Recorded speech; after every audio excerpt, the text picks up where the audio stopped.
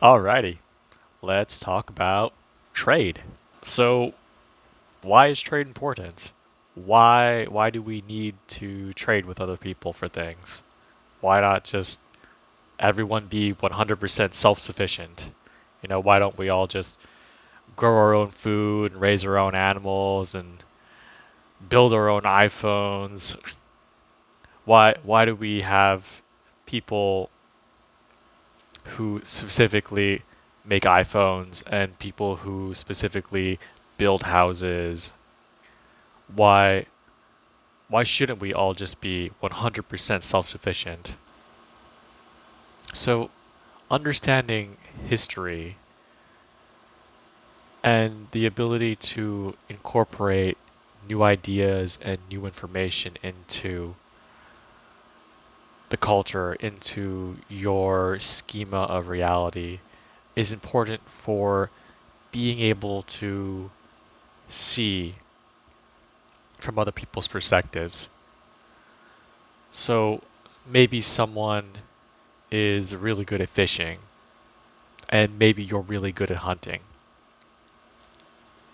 So instead of you only being able to catch a bunch of fish, and then maybe you're just okay at hunting. So like maybe you spend 1 hour and you catch a bunch of fish, and then you spend 3 hours and maybe you catch one deer, right? So instead of you spending so much time catching that one deer, maybe you can spend 3 hours catching fish and you catch way more fish. And then someone who is good at hunting and they're not as good at catching fish, so maybe they can spend that extra time hunting and catching deer, and then you trade. So both parties end up with more with less work at the end of the day. So trade is essentially built upon trust. So if you're not able to trust the other party, trade is nearly impossible. So one way to establish trust and establish trade with other individuals is to first give them the thing for free. Whatever your export is, whatever you have in abundance that comes easy to you, you can just give it away for free at first. And then you look at the individuals who are willing to trade with you, who are willing to reciprocate this giving at first. And then you can go on to create this relationship with this other individual or this other entity or this other company or whatever it is, where you can create this mutually beneficial relationship where you give to them and then they give to you, and there is this trust between you. And at the end of the day, both parties end up with more than they would have otherwise for less work. So there's this idea that they try to drill into our minds when we go to school that we have to be 100% self-sufficient, that we have to be able to do everything for ourselves and not rely on other people. But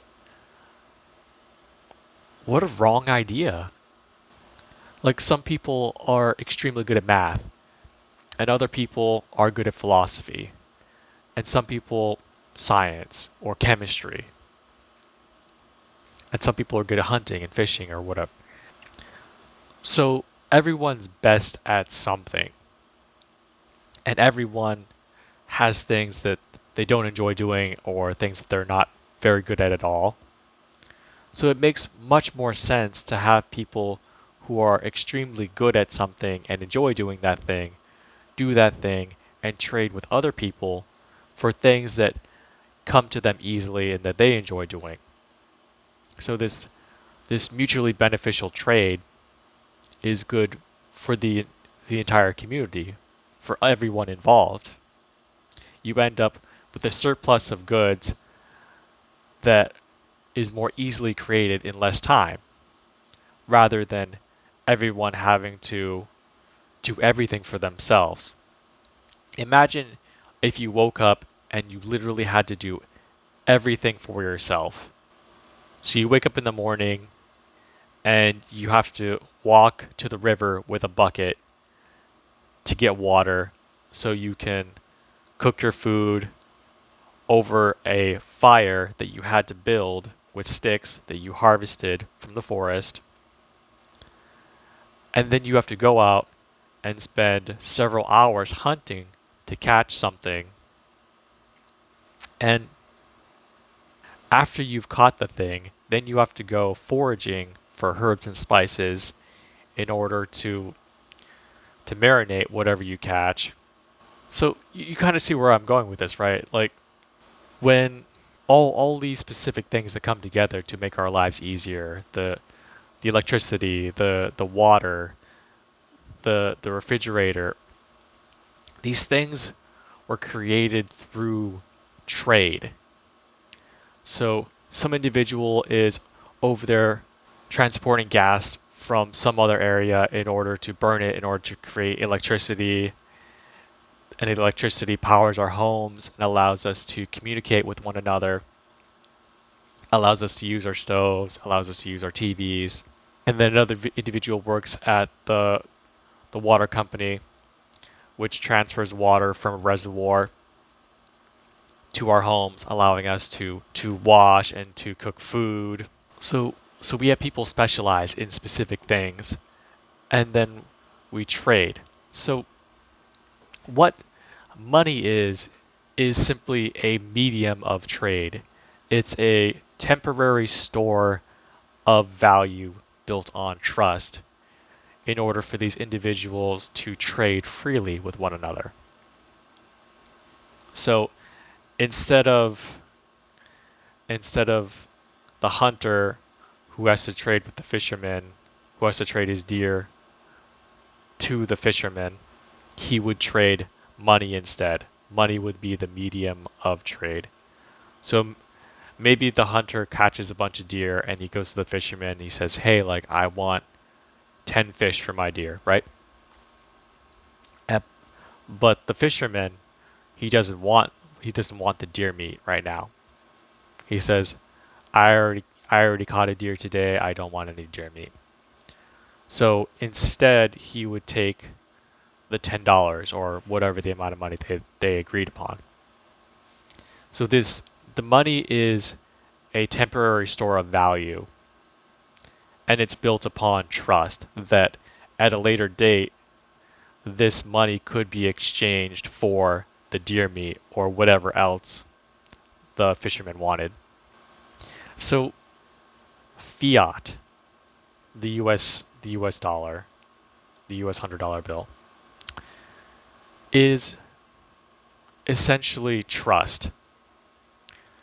So trust in the idea that we will be able to exchange this piece of paper, this number of accounting for goods and services in the future. So if the trust in the fiat is shattered, then the whole idea, the whole schema behind it is shattered, then we are unable to transact in the medium. So let's say the Fed lowered the interest rate of borrowing money to zero. And then all of a sudden they pumped out trillions and trillions and trillions of dollars, and they just kept doing it. Eventually, the US dollar would become worthless, or essentially worthless, because there'd be so much US dollars in circulation, but there wouldn't be more stuff. So through this process of inflation, the US dollar would eventually become worthless. Things would have to continue to rise and rise and rise in price in order to have this comparative value of it in our transactions. Or people would just essentially lose trust in the dollar. Anyone holding their wealth in the dollar would lose their wealth due to this rampant inflation. Not financial advice. And this hyperinflation has happened in multiple previous societies. So holding your wealth in multiple asset classes is kind of a great thing in protecting yourself and your family. And whatever those asset classes can vary on whatever you're comfortable with and whatever you understand. So, one of the reasons land holds its value so well is because there is a limited supply of land. People always need a place to live, but there is unlimited, a theoretically unlimited supply of money that can be created. So, the land itself holds intrinsic value because it is a finite, limited resource, and therefore it demands certain prices in trade. So, why is it important to have traders? Why is it important to have individuals that don't seem to do work, but what they seem to do is just they go and they find other people's work and they trade it to someone else to make a certain amount of money? Why do we need people like this? So, the person who creates a business, the person who links person A to person B, is extremely important. So, maybe person A wants deer meat and person B is selling deer meat, but they don't know about each other. So, this other person comes and links them together. So he takes the person who wants the deer meat and he meets the person who's selling the deer meat, and he acts as the intermediary between these two individuals. So he allows the person who wants to sell, and that person's happy because they get to exchange their deer meat for a certain amount of money. So they're happy because they're able to sell it, and then the intermediary is able to go and transfer that deer meat to the individual who wants the deer meat for a slightly inflated price. So, and then the individual who buys the deer meat is also happy because they now have the deer meat in exchange for an amount of money. So, in no particular part of this scenario was someone cheated, because the person who wanted to sell the deer meat sold it and got a certain amount of money for it, which they're happy to get. The person who sells the deer meat to the next individual, that individual who buys it is happy because they wanted the deer meat and they upsold it to them for a certain amount, so they make the difference. So in this scenario, everybody wins.